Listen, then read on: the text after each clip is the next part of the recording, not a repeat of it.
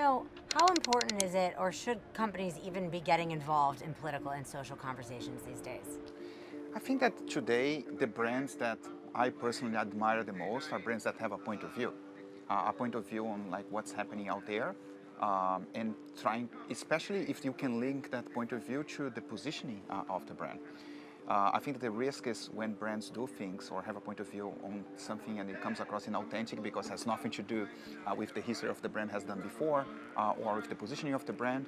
But I think more often than one would imagine, brands are doing that right.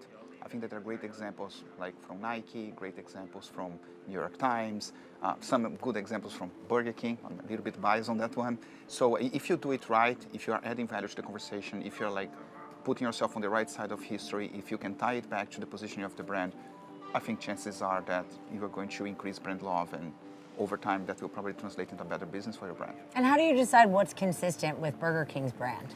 I think that in our case, when we did our brand positioning work around 5 years ago, it was a work where we went a little bit in terms, like kind of like soul searching. The Burger King is a brand that has been in the marketplace since 1954, so it's like we went back in time to understand like why people love the brand. And if you stop people on the street and ask them about Burger King, especially in the US, which is our largest market, they will say, oh, what the first thing that comes to mind? The Whopper. Like, why the Whopper? Oh, because it's like a big general sandwich, flame grill, perfectly imperfect, messy. The grill marks are never the same because they're grill marks. What else about Burger King? They talk about have it your way, which has to do with the respect for individuality. They talk about the fact that we put the crown on everyone's head. So we took that as like the basic ingredients that were already there because it's a brand that's traditional in the marketplace, and we try to modernize. So in our case, when we touch something that's purposeful, or that when we put a point of view, it has to do with welcoming everyone because we welcome everyone with the crown. It has to do with respecting diversity and individuality because we foster have it your way.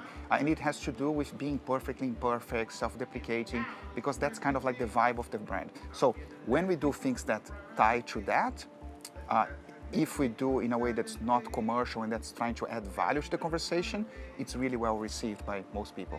And what's the biggest issue right now that marketers are facing as far as reaching this audience that has different values, they respond to different media, and they're viewing media in a different way?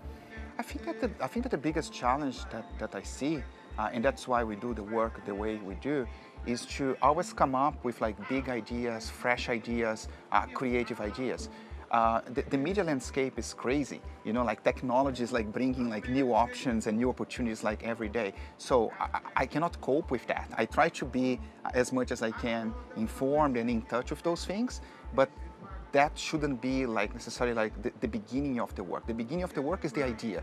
You know, so as a marketeer, I think that you need to understand what your brand is about and work with great creative partners to come up with great ideas, and then the idea will inform the channel. So the biggest challenge for me is like, how can we continue to come up with awesome ideas that will touch the hearts, the minds, and the stomach, because I'm selling food, of the people. And I think that when I talk to other CMOs, it's kind of the same.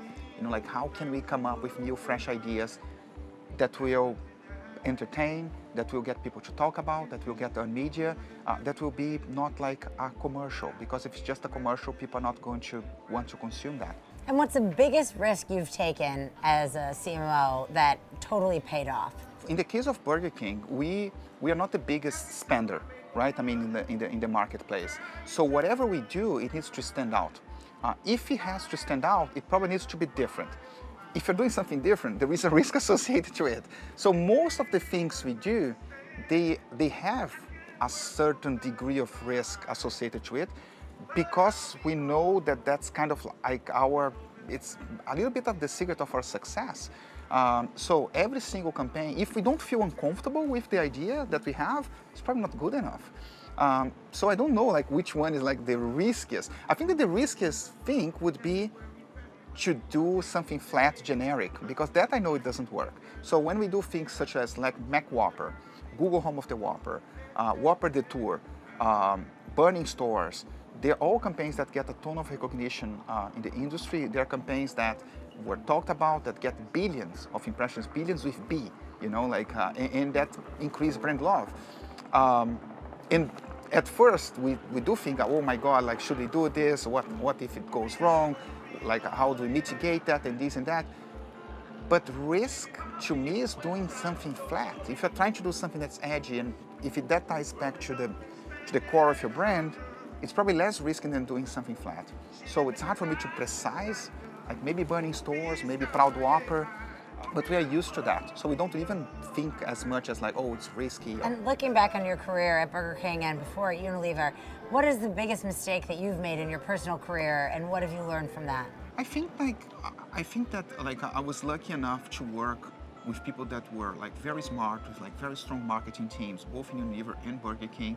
And I think that the classic mistake that I've done in the past is like when things are working really well and you're growing and the purchases are landing themselves like very strongly, you're getting more market share and all this, and then suddenly you think you can do more and you spread yourself too thin.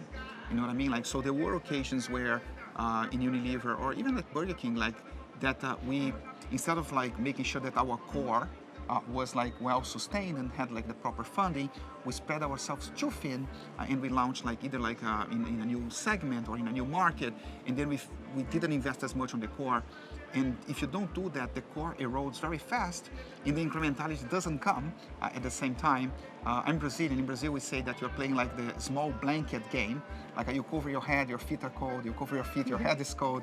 So if you have to cover something, cover the core first. That was the lesson I've learned when I spread myself or the brand or the budget too thin. Is there a campaign that someone else did that you wish that you had thought of? Oh my God, so many. And it's funny because like most of them are like from friends, like I love the New York Times stuff. Just talking about the stuff that's here this year, right? I mean, David Rubin with Droga 5. I mean, you're interviewing David Droga, right? Mm-hmm. Asking about that, like that's like an amazing campaign. He's super proud of that one. I spoke to him yesterday by accident. I think like the Nike stuff, I don't know the CMO, but it's just like amazing, the bravery. Viva La Vulva, it's like, I wish I had done that. There's so many, like, and it's just great to be here and see that stuff, and see what's moving the industry. Like, I love advertising. I love this industry. Like the guys that work in our team at BK, same thing. We don't even get jealous, to be honest. Like, we just want people to do well and to come here and to learn and see how we can push ourselves even further in terms of creativity and innovation. And as you push further into the future, what is the future of marketing look like? What will be the biggest changes? I think that like people need to focus, and it may sound very simplistic, but I think people need to focus on big, meaty ideas, and I think that sometimes we get distracted about trends and things that are happening like in a very short term, and shifts and changes and media landscape and programmatic and all that stuff, and we forget that what makes people stick, at least from my perspective, are big ideas. So I think that the future of marketing will be to continue to bring like amazing creativity and innovation to people, and with that, grow your brand, grow your business, and build a long-term relationship with people and brands. And one of the big things that Burger King's doing is the Impossible Burger. Yeah, so we launched the Impossible Whopper in the US, and we are in the process of like rolling that out. I mean, we identified that there was a trend in the marketplace around plant-based, and it's cool because like plant-based, the product is so good, that people cannot really tell the difference between the regular Whopper with the regular patty and the Impossible one. So it's not a niche product. People who eat the Impossible, 91% of the people who eat the Impossible Foods or the Impossible Whopper, they eat beef. Just trying probably like to eat a little bit less beef. So it becomes very mainstream, and that's why it's doing so well. We launched the Rebel Whopper, it's a different name, in Sweden. I think it was last week. It's still like starting, but it's doing well already. It's also plant-based. It's a different partner. It's not with Impossible Foods. But it's like, it's a segment that's probably here to stay, and it will continue to grow. And we are very proud and happy to be like one of the first brands, if not the first brand, that brought that into scale in QSR fast food, especially in the US. And marketing is one of the parts of the company that speaks the most to the consumer.